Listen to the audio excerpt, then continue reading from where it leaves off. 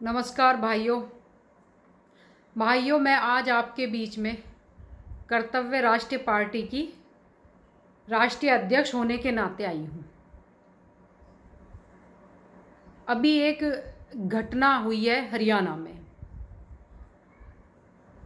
वाल्मीकि समाज का एक होनहार युवा रमन वाल्मीकि की मौत जेल में एक संदिग्ध परिस्थितियों में हो गई और परिवार का ये कहना है कि ये मौत नहीं है, ये हत्या है।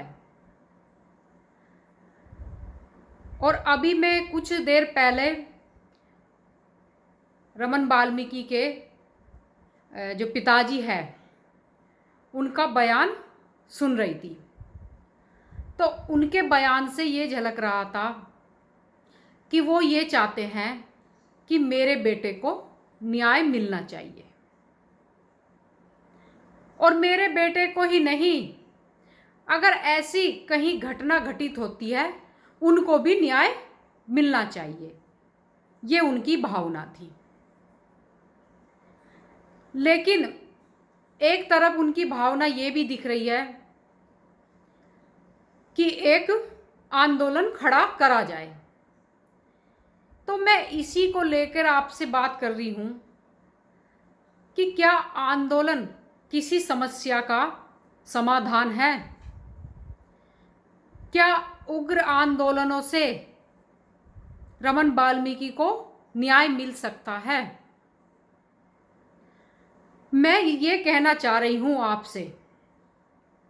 देखिए, मैं भी एक पार्टी की नेता हूँ, एक पार्टी की लीडर हूँ, लेकिन मैं बात हमेशा कर्तव्य की करती हूँ। मैं कभी ये नहीं चाहती कि समाज को किसी उग्र आंदोलन में या किसी आग में झोंका जाए। मेरा कहना यह है कि इसी समाज में बहुत सारे बुद्धिजीवी लोग हैं और सुप्रीम कोर्ट से लेके हाई कोर्ट तक बैठे हैं। तो आज उन्हीं अधिवक्ताओं से मेरा अनुरोध है, मेरा निवेदन है कि ये जो रमन वाल्मीकि का प्रकरण है इसे आप अपने हाथ में ले लीजिए,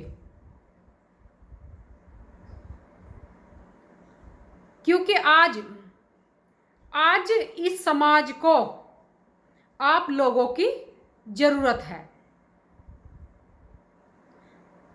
क्योंकि मैंने ये भी देखा कि रमन वाल्मीकि के पिताजी अन्य सामाजिक संगठनों से भी आह्वान कर रहे थे एक आंदोलन खड़ा करने का। देखिए, पिता है, पिता की भावनाएं हैं।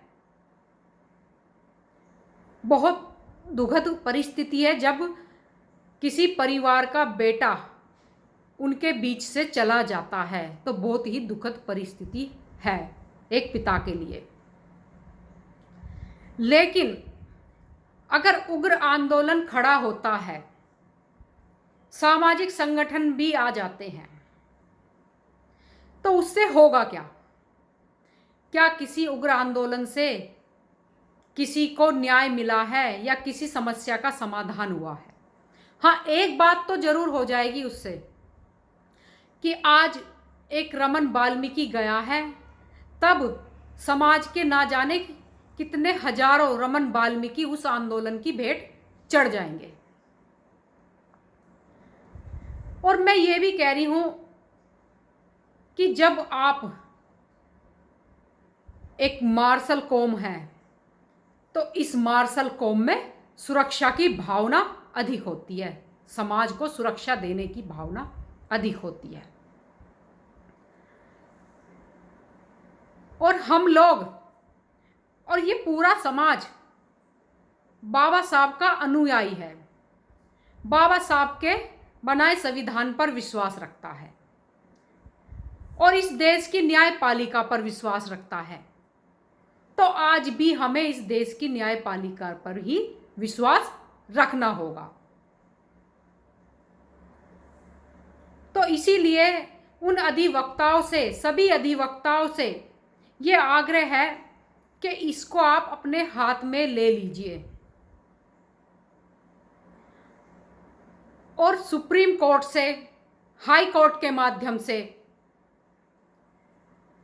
हरियाणा सरकार के लिए सीबीआई जांच के आदेश कराए जाए, जिससे हरियाणा सरकार सीबीआई जांच कराने के लिए बाध्य हो जाए और इस घटना से पर्दाफाश हो जाए, सत्य सामने आ जाए और रमन वाल्मीकि को इंसाफ मिल जाए और उनका जो परिवार है, जो उनके पिता है, उनके भाई है, उनके माँ हैं, उनकी बहनें हैं, उनको भी ये तसल्ली हो जाए कि हाँ, मेरे बेटे को सही इंसाफ मिला है। मैं यही कहना चाहूँगी, पूरे समाज से ही कहना चाहूँगी और वाल्मीकि समाज से भी कहना चाहूँगी। देखिए, उग्र आंदोलन से कोई समस्या का समाधान नहीं निकलता, लेकिन इन उग्र आंदोलनों से नेता जरूर खड़े हो जाते हैं, कोई पार्टी जरूर पनप जाती है इन उग्र आंदोलन से, लेकिन समाज को तो बहुत बड़ी क्षति पहुंचती है इन्हीं उग्र आंदोलनों से। तो मैं समाज के बुद्धिजीवियों से, उन अधिवक्ताओं से हाथ जोड़कर निवेदन करती हूं कि आप इस प्रकरण को अपने हाथ में ले लीजिए और भाई रमन वाल्मीकि को न्याय दिलाने का काम करिए।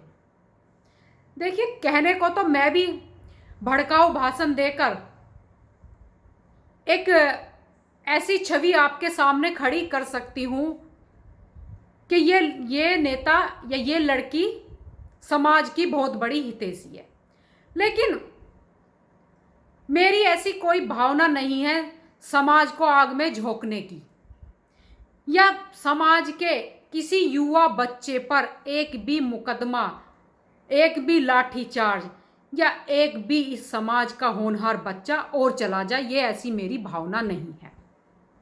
इसलिए आज मैं आपके सामने ये समझाने के लिए आई हूँ और मैं जानती हूँ जिस परिवार से बच्चा चला जाता है, जिस परिवार का सदस्य चला जाता है, उसकी क्षति पूर्ति करना असंभव है और उसके दुख की पीड़ा को समझना भी असंभव है, क्योंकि ऐसी परिस्थिति, वहाँ माहौल ऐसा बना हुआ था जो ये हत्या लग रहा है। तो मैं फिर एक बार आग्रह करके अधिवक्ताओं से कहना चाहूँगी, समाज के बुद्धिजीवियों से कहना चाहूँगी कि इस प्रकरण को अपने हाथ में ले और समाज को आग की एक खाई में जाने से बचाए, समाज के युवाओं को खाई में जाने से बचाया जाए। इसी के साथ मैं अपनी बात समाप्त करती हूँ। जय हिंद, जय भारत और जय न्यायपालिका और जय इस देश का संविधान, भारतीय संविधान को भी मैं नमन करती हूँ। धन्यवाद।